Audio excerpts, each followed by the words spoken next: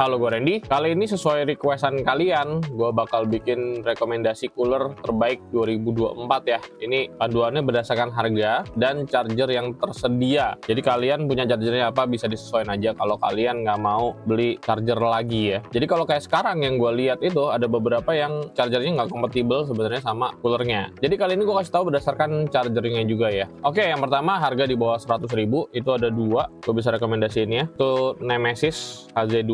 NEK Nemesis HZ2 sama Memo C60 ya. Ini dinginnya mirip banget sama. Kelebihannya Nemesis itu bisa dibuka dibersihin, tapi di C60 itu bongkarnya gampang dan kipasnya udah bawaannya lebih besar. Dua-duanya silent dan jalannya di 10 watt. Oke, jadi kalau kalian mau charger 10 watt, budgetnya di bawah 100, kalian bisa ambil ini. Tapi di bawah 100.000 itu sebenarnya ada X20 Pro. Ini dingin ya, bahkan ngalahin cooler-cooler yang seharga 150.000, termasuk dua cooler ini ya, CT10 sama Gamen Gamer 08. Oke, jadi kalau kalian punya charger 15 watt itu 5 volt 3 ampere, kalian bisa beli ini X20 Pro, Gamen Gamer 08 sama CT10 ya. Ini dinginnya mirip, ini speknya mirip dengan kipas kencang dengan LTR 2,5, tapi keunggulannya ini heatsinknya lebih besar, jadi X20 Pro ini lebih unggul. Dan kalau kalian mau yang magnet, itu kalian bisa ambil Gamen Gamer 08 ya. Ini gue lebih prefer ini Gamen Gamer 08 karena dia garansinya juga udah setahun ya. Jarang-jarang kalian denger gue rekomendasiin Gamen. Ini udah balik ke jalan yang benar ya. Jadi untuk di bawah 150.000 ini juaranya menurut gue. Walaupun harganya 100.000, ini paling bagus efeknya. Dan kalau kalian mau magnetik, kalian bisa ambil Gamen Gamer 08. Tapi kalau kalian mau nyarinya yang silent, itu ada AL19. Ini ada AL19 atau NEK Nemesis Tundra H3, dan gue lebih saran kalian ke Nemesis Tundra H3 ya. Itu harganya cuma 100, nggak nyampe 120.000 dengan garansi setahun. Oke, ini kalau kalian nyarinya yang silent. Terus lanjut di harga 150 sampai 200.000. Kalau kalian ada charger 18 watt, itu bisa pakai X12. Ini cooler lama banget sebenarnya. Jadi perlu perhatian juga kalau takut-takutnya ini tuh thermal paste-nya udah kering ya, bagian dingin sama bagian panas. Cuma ini masih termasuk bagus banget di harganya. Ini harganya 150 ribuan. Terus ada lagi kalau misalnya kalian nggak pakai spreader, malas pakai spreader, bisa ambil ini. Ini harganya 150 ribuan juga. Ini X151 buat yang malas pakai spreader. Ini udah ada thermal pad-nya juga ya. Terus kalau ngomongin yang terdingin ya, kita ngomongin yang dingin-dinginnya paling dingin di harga ini, itu ada X37. X37 ini kalian bisa pakai charger 15 watt juga. Charger 15 watt, mainnya di 5 volt 3 ampere. Ini paling dingin di antara 200, di bawah 200.000, artinya 180 ribuan. Cuma ini memang ada kendala, banyak yang bilang ini yang gampang patah. Cuma sepengalaman gue aman-aman aja. Kalau kalian berasa keras, itu ditarik dulu begini, baru angkat. Nah, di sini ada bautnya dikencengin, jadi bakal aman lagi. Banyak kan nyangkut di situ doang sih. Terus pas dipaksa jadi patah. Tapi ada kompensasinya ya. Ini kipasnya lumayan berisik. Dan satu lagi, ini wajib pakai speed 2. Kalau pakai speed 1 itu boardnya panas banget ya. Kalau pakai speed 1 ini boardnya panas banget. Jadi gua saranin kalian kalau beli X37 itu langsung di speed 2. Ini yang terdingin di bawah 200.000. Kalau bisa tambah thermal pad, tambahin thermal pad lagi. Oh ya, thermal pad hitam 0,3 udah ada yang jual ya. Terus kalau kalian punya charger 27 watt, itu ada Neiku NK02 atau SL21 ya. Tapi kalau SL21 ini harganya 200.000 lebih dikit. Kalau NK02 ini di bawah 200, tapi ini speknya sama aja, bener-bener sama, cuma beda di warnanya aja. Ini peltirnya juga udah lebar. Nanti kalian nontonin aja ya detailnya. Di sini gue cuma bilangin kekurangannya aja buat kalian tahu perbandingannya nanti. Oke, kekurangannya ini cuma menurut gue cuma di jepitannya aja ini. Satu, bukan atas bawah.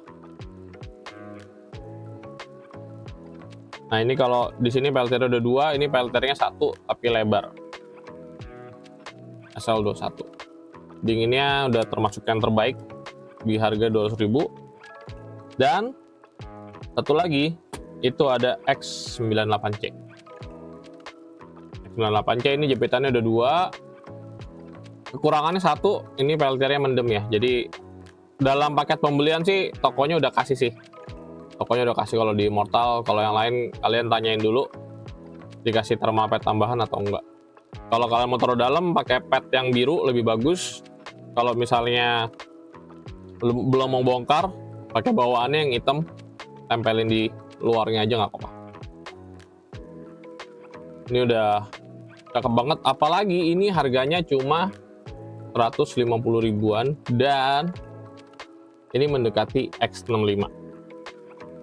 Kenapa X65 nggak gue masukin ke rekomendasi? Karena banyak yang komplain jepitannya itu banyak yang retak dan patah ya, yang baru ya. Jadi kali ini X65 nggak gue masukin. Gue takut batch terbarunya bikin kalian kecewa.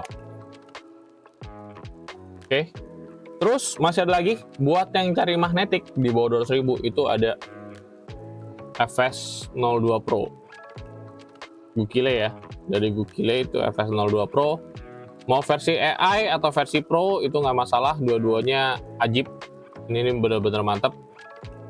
Kalau yang Pro bisa pakai charger 27 watt. Ini juga sebenarnya bisa pakai charger 27 watt. Cuma kadang-kadang untuk ngangkat yang AI itu harus pakai charger 36 ke atas. Jadi jalannya di 12 volt dulu. Untuk beberapa charger ya. Tapi ada juga charger 27 watt yang ngangkat sih. Jadi ini harus milih-milih charger kalau yang AI. Nah itu untuk yang di bawah 200.000. Sekarang yang di bawah 300.000 itu ada BR40. Ini gua nggak nyangka pas gua bandingin sama SL21 bahkan masih lebih dingin ini. Ini ajaib banget, kekurangannya cuma bukaannya 1. Itu aja sih, heatsink udah gede. Peltirnya memang cuma pakai 3,3, cuma penyebarannya udah bagus. Ya, tuningannya udah mantep, udah ada lubang tripod juga. Untuk heatsink juga relatif aman ya, kalau udah di atas. Ini rata-rata heatsinknya udah di atas ya, kecuali FS02 tadi. Untuk cooler flagship, mohon maaf, FlyDigi gue nggak masukin dulu. Pilihan gue di Black Shark. Ini plus minus juga, gue bingung pilih yang mana terbaiknya. Kalau desain gue jujur lebih suka di BR42, cuma kalau ngomongin performance di BR41. Ini udah ada lubang tripod juga, aplikasinya mantep, mateng. Kemarin ada sempat kendala di defect bagian softwarenya, tapi habis update software, wattnya udah aman semua, semuanya udah oke. BR42 sama BR41 gua, jadi nggak ada masalah. Dan kelebihannya kalau di BR42 itu lebih fleksibel aja ya, lu mau magnet, mau jepit bisa. Cuma kalau ngomongin dingin itu lebih dingin di BR41.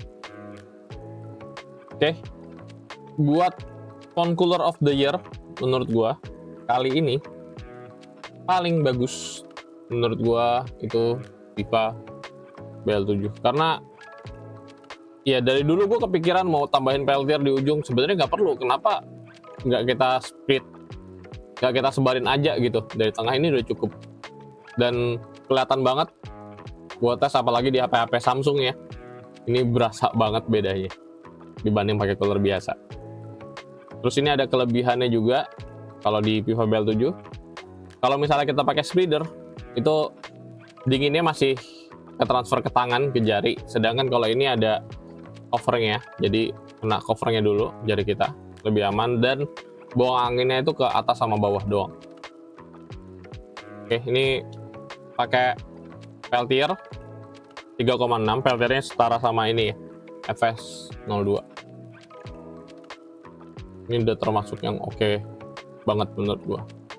Jadi di harga 400.000 ini udah cakep banget. Dan untuk cooler DIY, menurut gue itu pemenangnya ada Hanji. Ya memang Hanji paling kalah dingin ya dibanding ZB sama XB ya. Jadi kalau cooler DIY yang ada di kita itu ada Hanji, XB sama ZB. XB paling dingin, ZB juga lebih dingin dibanding Hanji. Tapi kenapa gue pilih ini? Karena dia cuma pakai 20 watt satu, lebih irit listrik, dinginnya udah over, dan gampang banget dibongkarnya. Kalau ZB dibongkar itu peltirnya bisa pecah, menurut gue build quality-nya kurang dan bobotnya berat banget. Bobotnya berat dan sampai pakai 70 watt itu menurut gue terlalu berlebihan ya. Dan paling enak sih menurut gue Hanji. Lu pakai power bank yang umum yang ada di pasaran 22,5 watt aja ini di jalan. Menurut gue ini mantap. Apalagi kalau ada masalah lo mau bersihin, bongkarnya itu pakai tangan doang, nggak perlu pakai obeng, ini udah enak banget. Dan harian gua pun, dan kalau misalnya gue main game berat pun, gue biasanya pakai yang ini. Ini udah modifan, udah ganti kipas ya. Ini gue demen banget.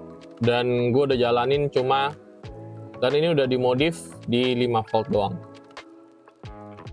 Udah saya enak gitu. Oke.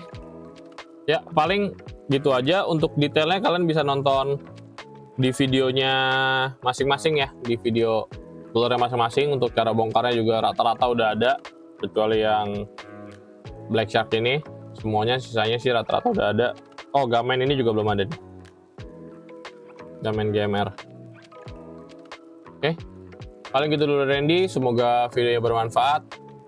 Selamat belanja di 12.12. Terima kasih.